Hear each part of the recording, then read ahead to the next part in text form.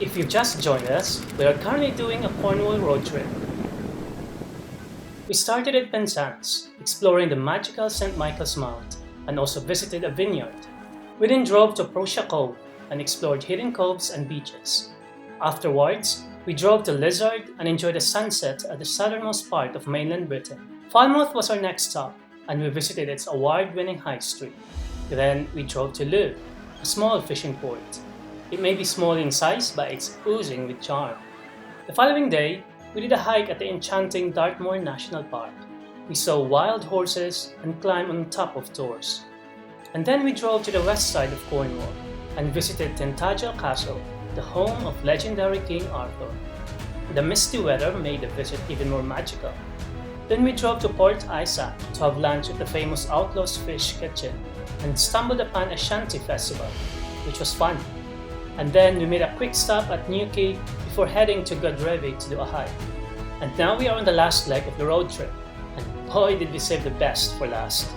Also, if you want to see what a first-class train ride from Penzance to London looks like, stick to the very end of this video.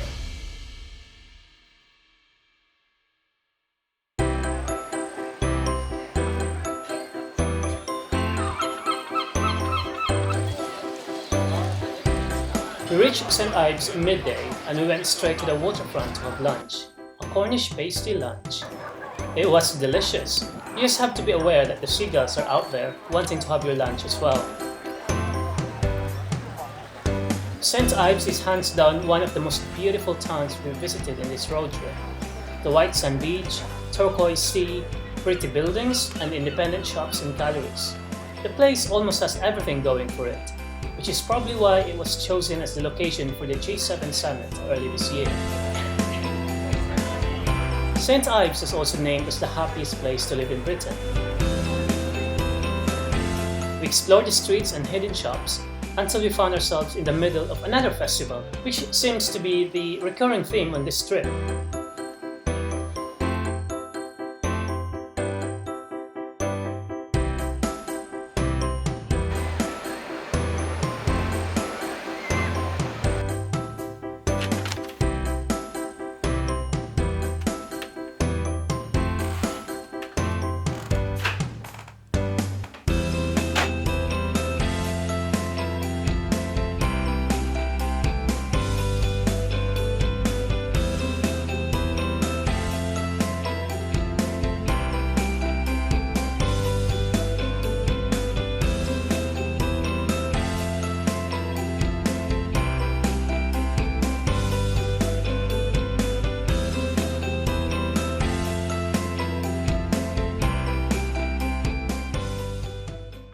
Early the next morning, we drove to Minack Theatre.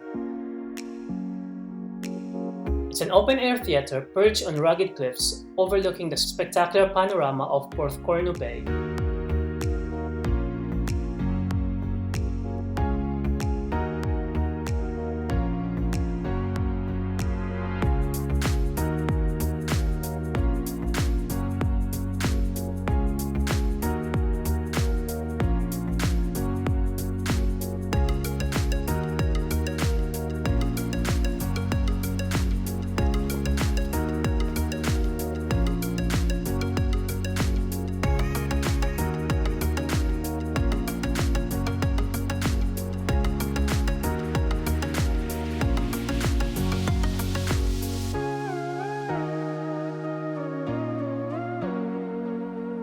It looks impressive, but for reasons I can't really put my finger at, I feel somewhat disappointed.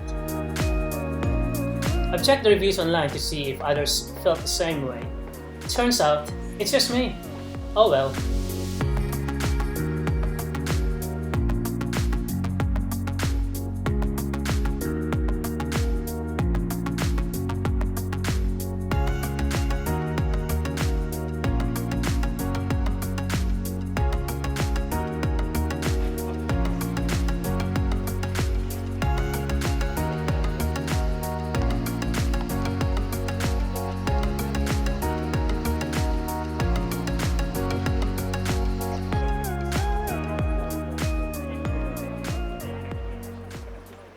Our last stop this road trip is Land's End.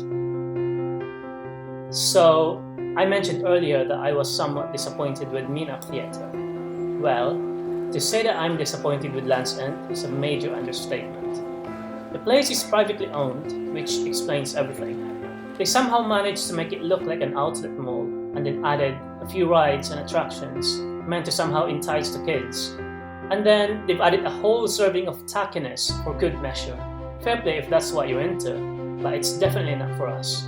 It's the exact opposite of our whole experience in the rest of Cornwall. It feels so commercialized that it takes away the natural beauty of the place. Oh, and if you want a photo of the infamous signpost, you need to cough up some money. And to think that this isn't even the most southerly point in mainland Britain. Lizard is. At least when we went to Charno Groats in Scotland, you can have your photo taken on the famous signpost for free. Oh, God bless the Scots. I'm sorry if this road trip ended in a downer, but you know, we'll always have St Ives. If you haven't seen all the videos of the road trip, go check them all out. There's a link in the description below. Share them with your friends and family. Greatly appreciate it. We're heading back to London in a few, and I want to leave you with the footage of the first-class train carriage of the Penzance to London route. I will see you in the next one. Kita kits!